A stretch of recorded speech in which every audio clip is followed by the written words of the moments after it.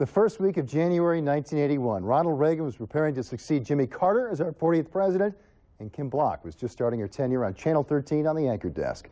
So we wanted to take a brief moment tonight to honor those 30 years, Kim. Well, Greg, I hope this piece reminds everyone, as it reminds me, that while hairstyles may change, one thing does not. Maine is filled with amazing people who never fail to inspire me. Okay. Now we have a little bit of time here. I just want to say, since I didn't have time earlier in the broadcast, welcome aboard. Thank you, Bruce. Nice to have And so it begins, a 30-year career at the WGME anchor desk and a reporting gig that would take me literally around the world. You never really know what you're going to find when you walk down a street in Shanghai. There are lots of things hanging from lines. This is the dock in Falmouth, England, known as Custom House Quay.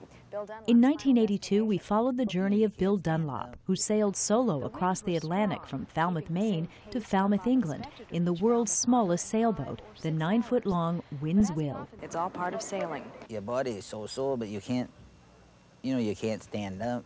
There were other stories away from home. Another sailing adventure in New York Harbor when the schooner Bowdoin joined the Op Sail Fleet of 1984, celebrating the centennial of the Statue of Liberty. Sailing through Hell's Gate in New York City, But one of my favorite out-of-state stories has to be the one I covered in my other hometown, Washington, D.C.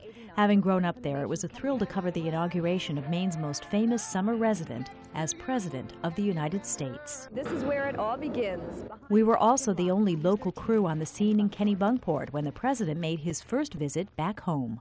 We were at the inauguration together, so we had an eye on you. But Yeah. We also traveled to Miami to find out who was on the cutting edge of spinal cord injury research after Maine hockey player Travis Roy suffered a paralyzing accident in his first Boston University hockey game. That led us to the Miami Project and hope for Travis and others like him. The Miami Project is famous for doing things people say could never be done. This is one of them. David is walking. It's a reporter's duty to shed light on topics that beg further discussion. When a young man, Charlie Howard, was thrown off a bridge in Bangor for being gay and drowned, we took one of the first looks at being gay in Maine. The movement toward gay liberation in Maine did not... And when the AIDS epidemic was spiraling out of control, we found people brave enough to go on camera and some unique soldiers on the front line. There have been countless interviews. My goal on the planet Earth is to be as enlightened as I can. You've been quoted as saying he's your best friend and indeed the artist whom you admire. Yeah, yes. I mean, unequivocally, I think his work is extraordinary. And life-saving medical series on colon cancer, breast cancer, and organ transplants. There are over 450 people waiting for kidneys in New England.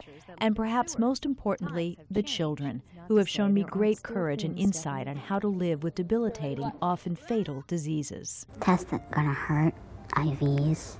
So from the serious to the stumbles. And I'm Kim Block. Enjoy your evening and your weaving and the weekend, Something or your like evening that. and the Thank you for the past 30 years. Did I mention how much fun it's been?